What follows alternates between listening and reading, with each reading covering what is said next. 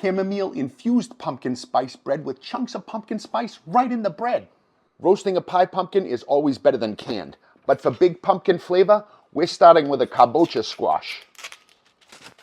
And yeah, they're a pain in the ass to peel. Thankfully, you only have to peel half of this squash. The half we're not going to peel is getting roasted. All the seeds come out, face down, in a 400-degree oven to roast. If you got convection, even better. That peeled half is going to good use too. But we got to transform it by cutting it into edible size cubes.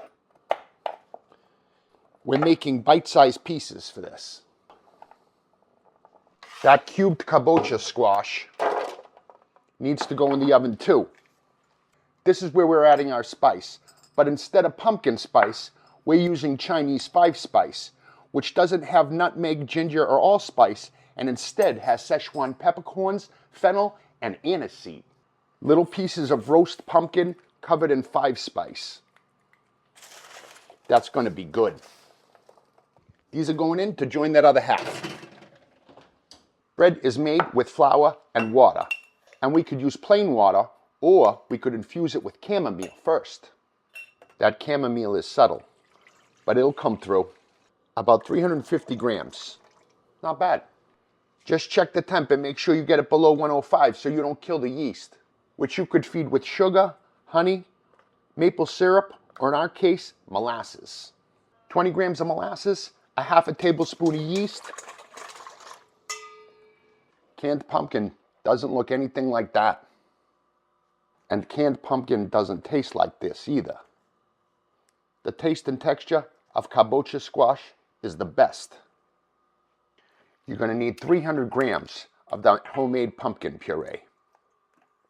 We're baking pumpkin right into the base of this focaccia. And 500 grams of bread flour. Always bread flour for focaccia.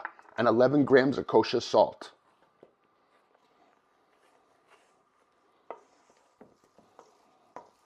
Bring it together and give the flour time to hydrate.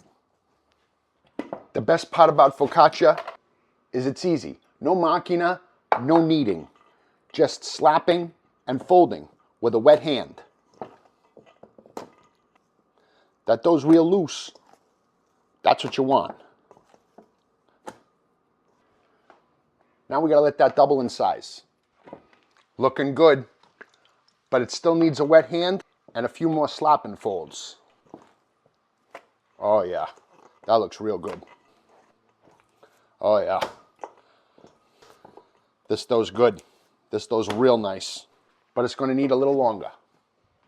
Look at that chamomile infused dough. It looks good, but it's ready for its bits of pumpkin spice. That we're gonna fold in with a few more slapping folds. Pumpkin bits and slap. And keep going, adding pumpkin bits and slapping and folding. So, there we go. Those bits of pumpkin spice flavor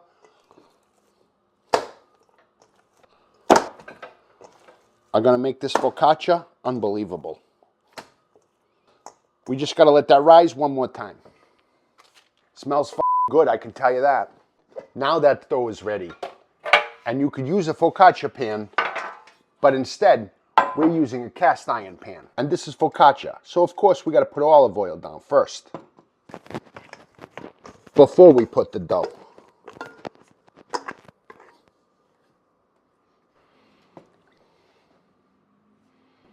A little more olive oil on your hands, and stretch that out. We got to give that dough time to fill out that pan. Of course, I could leave this alone, or we could make maple butter. With 2 sticks of butter and maple syrup. You need to scrape down in between, but that's going to be good. Whipped maple butter. Perfect. Of course, focaccia wouldn't be focaccia without more olive oil. And those holes. Oh yeah. Flaky salt, always flaky salt. And instead of rosemary, sage. Pumpkin spice and sage. What could be better than that? Of course, that oven's scorching hot. 450. 20 minutes exactly. Now that focaccia's cooled and it's coming out. Pumpkin spice focaccia. Oh, it's so pretty. Oh, yeah, that's a good one.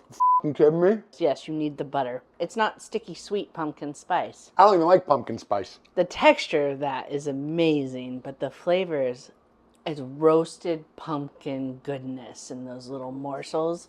You're not putting pumpkin spice in my fucking coffee, but in my focaccia? Yeah. Sweet butter, savory pumpkin, perfect.